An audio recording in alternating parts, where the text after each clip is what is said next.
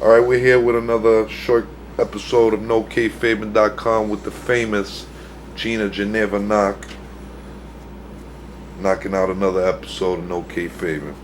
Hello everyone. I have a few questions of my own for Kevin Nash. After your basketball career was over, you worked at the 202nd Military Police Company in Gießen, Germany, and served in a secure NATO facility for 2 years. What was that experience like? It was 3 years. Okay. 3 years. Well,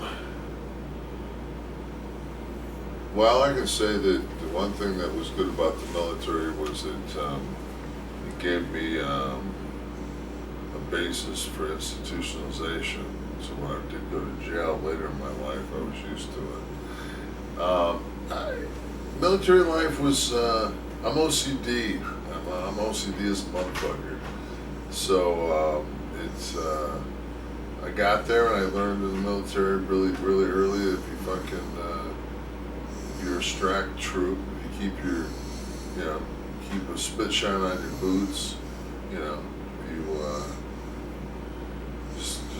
just abide by the rules, play the game, and I enjoyed my job. I mean, I enjoyed what I did. I enjoyed my time in the Army. I thought it was a real growing experience for me. I became a man. I became responsible.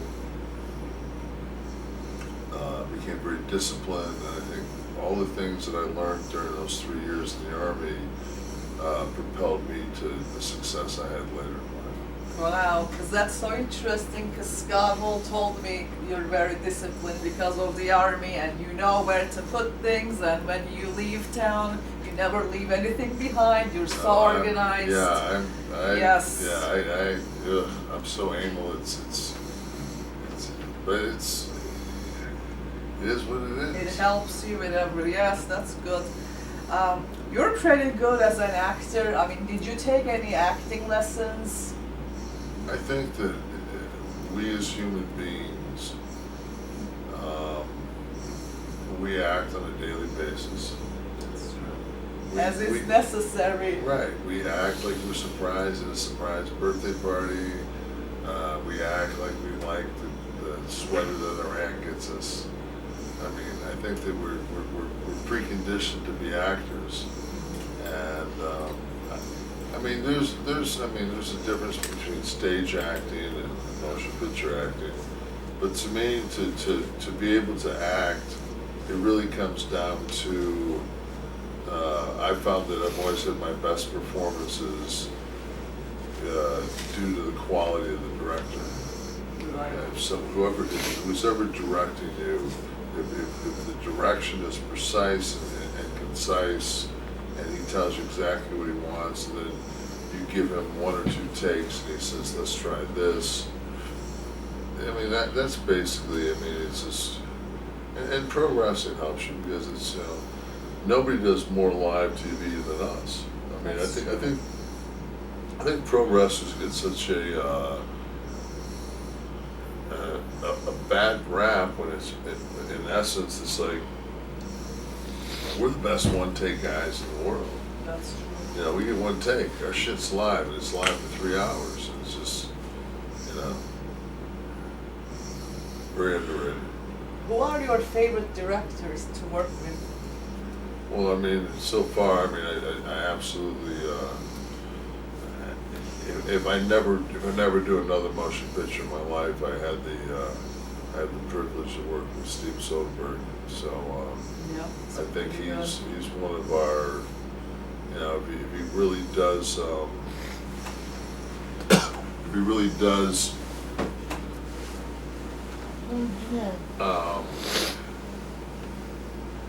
Decide to not direct anymore, I think that it would be a shame, because it'd be like Picasso stopping at 30 before he even started Cubism.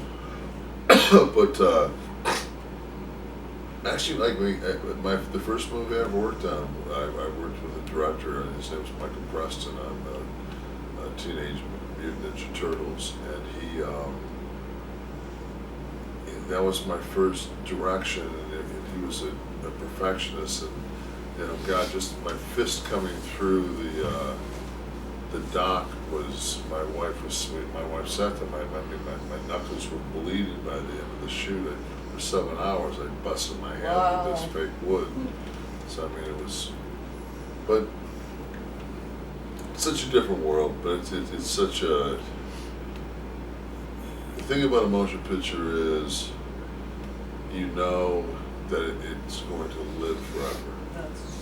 You know, if I'm dead and gone, Guard Englehart from The Longest Yard will always, Yes. after he takes his estrogen, he'll always live. Yes, that was so funny. Any funny memories during the shoot of Magic Mike that you would like to share? I mean, it's like anything else. It's like, you know, here we are, you know, a bunch of Channing, of course, you know, had the background, Yes. but the rest of us.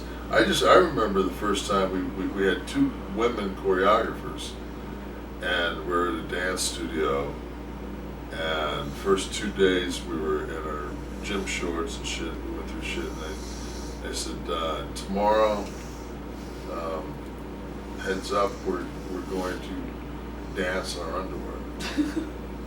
No shirts. Oh, okay, nice. Getting trained. And it's just like,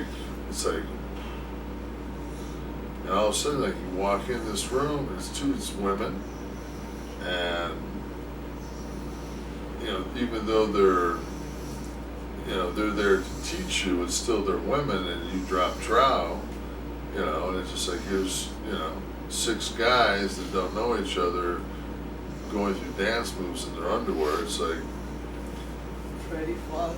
yeah, I mean, it's not something that, I remember it was so good, the premiere for Magic Mike was kind of epic in the sense that it was the last film shown during the LA Film Festival. And Steven got up and he asked each of the guys that were in the dance group to stand up. And he said, please give these guys a round of applause. He says, because these guys, they really, this is so far out of most of these guys' comfort zone. And they did it. They just said, fuck it, and they did it. And I know that I was talking to my wife with Matt Damon and Michael Douglas, and when they played this Liberace and The Lover, and Steven knew that they had to fucking accept it, they had to take it, and they had to live the part. And when you have a director he's so fucking chill and so intellectual, yet he's probably the only director on earth that I'll ever meet that's seen a movie called Bad Boy Bubby. It's just a fucking disturbing film. And it's just like, he's a Atlanta guy, but I mean, I feel blessed to have worked with Steven. That's Yeah. How does it feel to be working with such a great actors like Tom Cruise, Alec Baldwin, Adam Sanders, and taking, like, what kind of experience do you take from every actor that you work with? Learning process? Same as wrestling. Yeah. When you break into wrestling, it's just like, you know, one of my favorite personal actors is Paul Giamatti, who was on Rock of Ages with me, and I got a chance to spend some time with him. But you would think that Paul was an absolute natural actor, but Paul is not an improv actor. Right. Paul is amazing off script. He can play. He can find a character. He's just not an improv. He's not that improv actor. Where Adam Sandler is the opposite. Adam's a complete improv actor. McConaughey consumed that part. Channing Tatum, effortlessly one of the most likable people on the planet, and it comes across on film.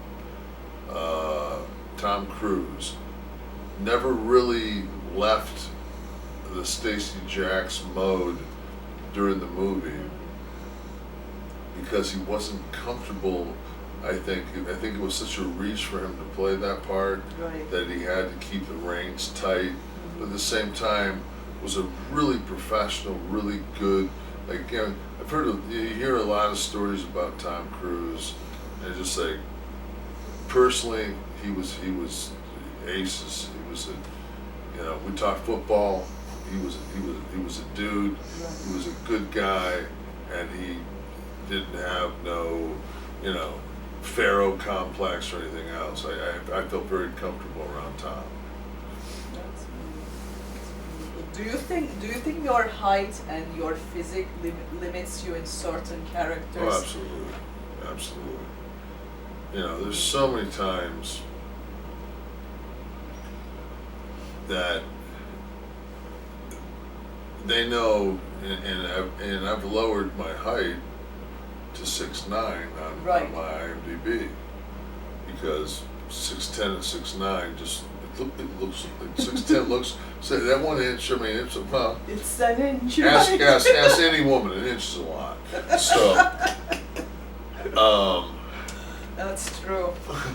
but it's one of those situations where I walk in someplace, and you know they I walked in. I was reading for a part of a guy called Anton. He was a 7-foot Russian. Oh yeah. And that was the- Punisher. No, Oh no. this is a different Oh, movie. This was okay. Antonio Banderas. Oh. And I mean, I walked up and down the beach, and I watched a thing with Robin Williams. And Robin Williams had to do a Russian accent. And he said when he was a kid, he would go into the city in New York, and there was a Russian section, and they would sell these lacquer boxes. You know, Right. but they would ask you, please, buy me lacquer box, buy me lacquer box. He said anytime he wants to find a Russian accent, he just says lacquer box 3 times. Just say lacquer box, lacquer box, lacquer box. How are you? What are Right. you doing? Yes. And that's how he finds this Russian dialect.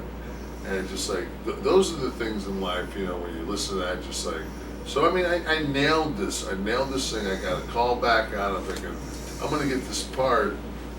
I'm 6'9". The guy when the breakdown came for the film, the guy was 7 foot.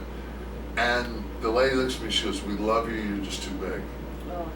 Wait, I said, how the fuck am I too big? I'm 6'9". I was supposed to be 7 foot casted. Yes. But in their minds, when the guy writes it, it's one thing. When you put that person next to Antonio Banderas, it's just like Towering over. that's like no, that's Not gonna happen. maybe 6'4". Yeah. You know. Well, is there any movie role that you wish you played that you like? It's like kind of your favorite that you wish that you'd had that part.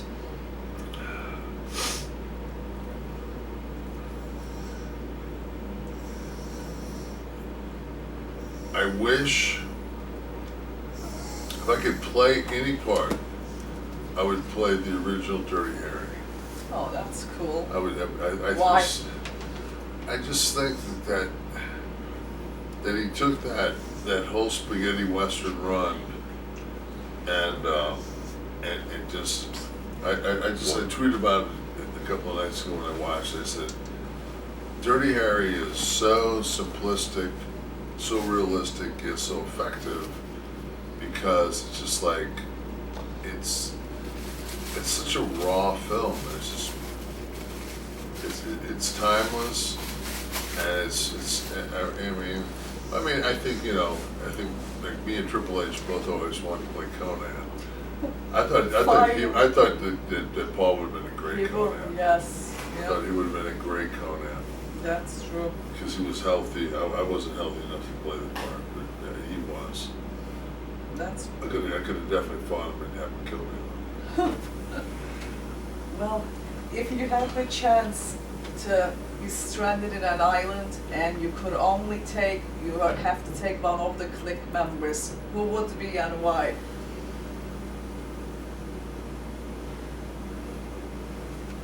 I can only take one of the clique Just members. one, and for the rest of your life you're stuck with that clique member. X-Pac. Who would- Yeah. Why? By far the most diversified of probably the five of us, he's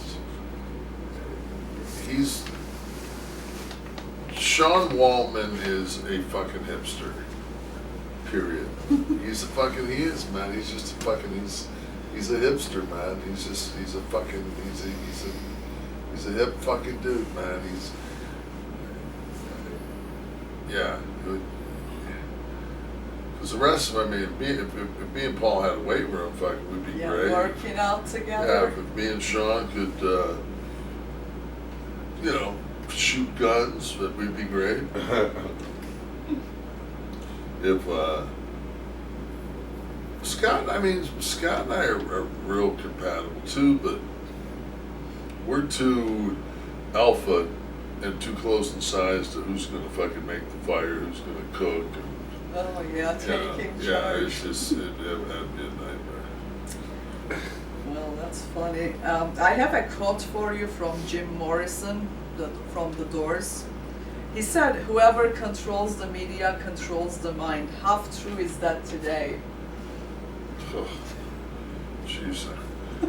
Look at Fox News. Look at the fucking people that watch that are fucking so fucking brainwashed. Or MSNBC. I mean, it's just like